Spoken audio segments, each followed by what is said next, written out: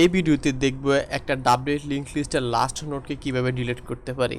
Let's assume আমাদেরকে একটা link list দেওয়া আছে যার 4টা নোড আছে, 1 2 3 4। সো আমাদের টাস্ক হচ্ছে এই লাস্ট নোডটাকে ডিলিট করা।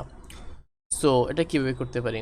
তো প্রথমে আমরা অ্যাপ্রোচটা দেখে নেই, তারপরে সেটাকে আমরা কোডিংয়ে করব। সো আমাদের এই লাস্ট নোডটাকে আমাদের একটা পয়েন্ট করে থাকে, সেটা হচ্ছে টেল। সো আমরা যদি সামহাউ এর টেল পয়েন্টারের ভ্যালুটাকে যদি 1 ডিক্রিজ করে দেই, মানে এই নোডে নিয়ে আসি, তাহলে তো আমাদের কি হয়, আমাদের এই লিঙ্কটা ব্রোকিং হয়ে যায়। তারপর এই নোডের নেক্সট পার্টটাকে যদি আমরা ডিলিট করে দিই অথবা নাল অ্যাসাইন করে দিই, তাহলে তো আলটিমেটলি এই নোডের সাথে এই নোডের কোনো সম্পর্ক থাকবে না। তারপর আমরা এই নোডটাকে ডিলিট করে দেবো, মানে ফ্রি করে দেবো। এভাবে আমরা অ্যাকচুয়ালি কাজটাকে করব আর কি। So here we go. So আমি একটা ফাংশন ডিফাইন করি, তার নাম দিয়ে ডিলিট লাস্ট। এই ফাংশনের কাজ হবে আমাদের লাস্ট নোডটাকে ডিলিট করা, যার ডেটা টাইপ হবে ভয়েড। আচ্ছা, সো প্রথমে এখানে আমি একটা ভ্যালিডেশন চেক করে নেব যে ইফ হেড ইকুয়াল টু যদি নাল হয়, তাহলে আমরা ফার্স্ট নোডটাকে ডিলিট করে দেবো, মানে ডিলিট ফার্স্ট এই ফাংশনটাকে কল করব।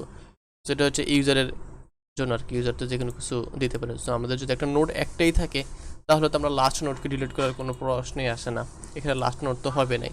সো এই জন্য আমরা ফার্স্ট নোডটাকে ডিলিট করে দেবো, এই জন্য এটা আর কি। আচ্ছা, তারপর আমরা ইলস পোর্শনে কাজ করব। সো ইলস পোর্শনে প্রথমে একটা টেম্পোরারি ভেরিয়েবল নিয়ে নেব, তার নাম ভেরিয়েবল অ্যাকচুয়ালি পয়েন্টার, আমি সব টিউটোরিয়ালে এটাকে ভেরিয়েবল বলি। আচ্ছা, একটা টেম্প পয়েন্টার নিচ্ছি, তারপর টেম্প পয়েন্টারে আমরা টেলকে অ্যাসাইন করতেছি। তারপর আমরা টেল ইকুয়াল টু টেল প্রিপ করে দিচ্ছি, মানে টেলের ভ্যালু 1 ঘর, মানে টেলের অ্যাড্রেস 1 ঘর কমিয়ে দিচ্ছি। তারপর আমরা যে টেলটা আছে, টেলের নেক্সটে আমরা নাল অ্যাসাইন করে দিচ্ছি, মানে দুই দিক দিয়ে সেটাকে আমরা ব্রোকেন করে দিচ্ছি। তারপর আলটিমেটলি আমরা ফ্রি করে দিচ্ছি টেমটাকে, যাতে মেমোরিতে কোনো গার্বেজ ভ্যালু না থাকে। আর ফাইনালি কাউন্টের ভ্যালু ডিক্রিজ করে দিচ্ছি।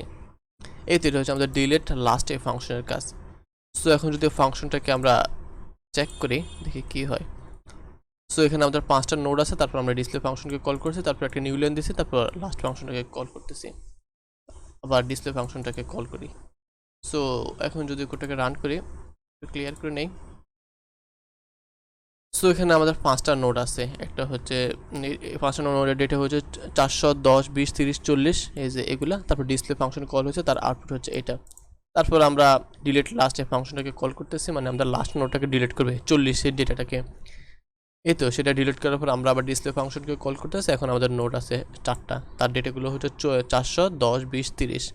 এই তো সেভাবে দেখলাম কিভাবে আমরা একটা ডাবল লিঙ্ক লিস্টের লাস্ট নোডকে ডিলিট করতে পারি।